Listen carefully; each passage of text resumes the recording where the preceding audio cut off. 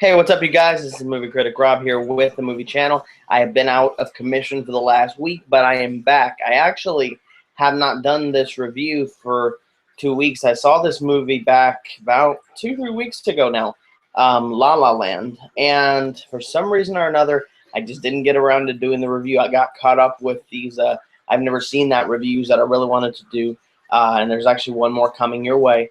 But I wanted to take some time and talk about La La Land, partially because it's been getting all the buzz on in awards season, and I wanted to talk about it because it's an interesting movie. It's an original movie, which I know is a good thing, given Hollywood's current state of remakes and redos and blah blah blah blah blah. So it does have that going for it, that it is an original movie. But I'm kind of glad that I took some time and didn't just jump into this review after I'd seen the movie, because unlike most movies where I know what I think, La La Land was kind of different. I hesitate to say the word weird because it has a bad connotation, so I'm going to say different. La La Land, if you look at the marketing, and I know I've been talking about marketing a lot lately, especially with the Series of Important Events Netflix series. But if you look at the marketing for this movie, I honestly thought it was going to be this generation's Singing in the Rain. I really love Singing in the Rain. I got it on Blu-ray from a friend as part of a collection of Blu-rays from Warner Brothers, and got to see it for the first time. I loved it. And when I saw the trailers for La La Land, I thought, ooh, this could be this generation's Singing in the Rain. And so I got into the movie theater, really excited, because when it started to play in theaters, it didn't play in my area, and then it finally got to where I was and got to my favorite movie theater in town, and I went to go see it. The first 10 minutes are some of the most fun minutes that I've experienced in movies in this past year and this year, just because it was different. It was very live, Broadway musical type, feeling.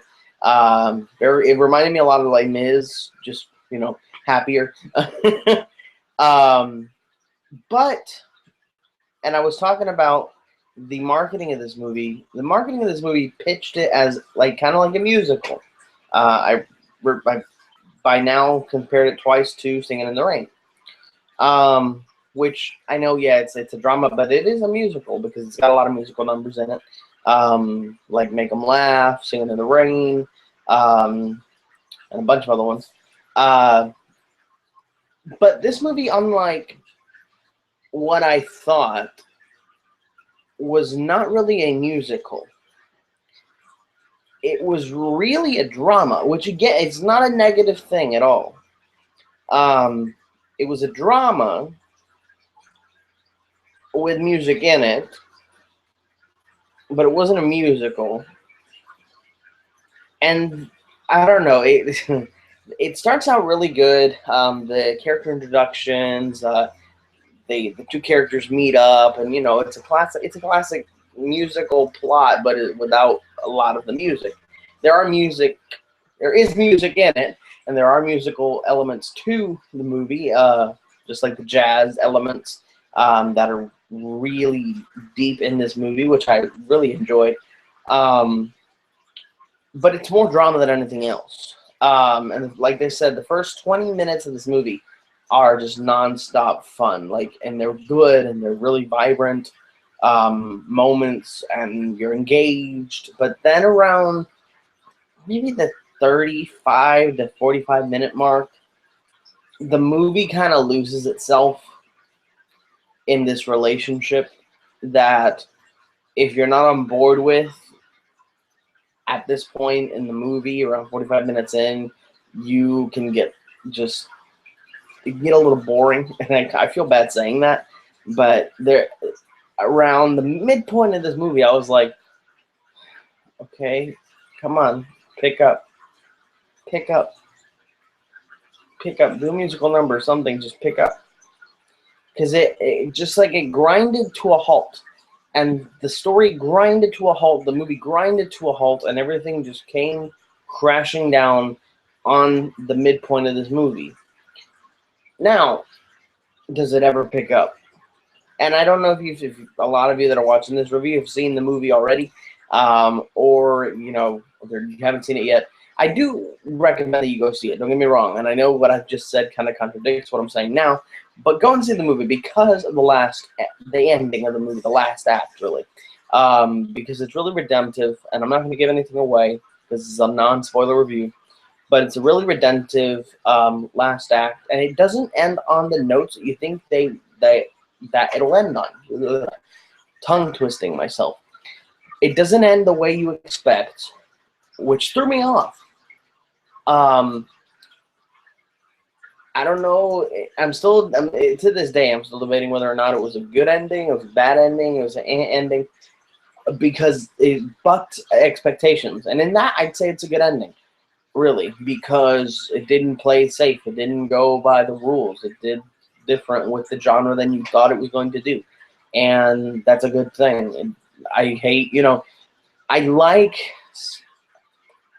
movies that go a general direction, but with how everything is now, I'm glad movies like La La Land take the risks that they do, just because it's different. I mean, the whole movie's different because it's an original concept, but the ending, especially, even given the muddled second act and the slowdown second act, the ending is worth you slugging through to get there, because it's really good moments at the end, which for me justified it. So at the end of the day, what did I think?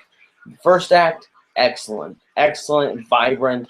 Second act kind of fell flat, but thankfully enough, the third act picked it right back up. The music in this movie is really good. I had a little problem with Gosling singing, but it's an actor singing, and he's all right.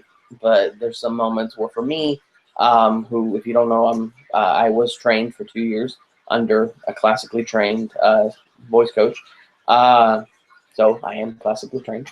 I do pick that apart a little bit, and even given that, I like Russell Crowe singing, so don't kill me, internet. But I understand where he's coming from. With Ryan Gosling, it was kind of like, it's a little flat. Why didn't you re-record that? Like, there's this one moment, and there's this song that he plays specific to him, and it's kind of like the couple song. And there's like one note that he always hits, and it's always a little off, and it's like, why don't you re-record that? Why didn't you take the time to redo that? I don't know. Maybe they wanted the spontaneity of it and the authenticity of it, and I applaud them for that if that's the case. And if it's laziness, boo-hoo, shame on you. Anyway, that's all I really have to say about La La Land. I really liked it, and I really hope that you go out and check it out. It's a really good movie. Just use the second act to kind of go to the bathroom or get some popcorn or get a refill on popcorn, because it's a little tiring. But make sure you stick around towards the end, because it's a really good ending. Anyway, this has been Movie Critic Rob with the Movie Channel, and as always, now, like I do at the end of every video, I'm signing off.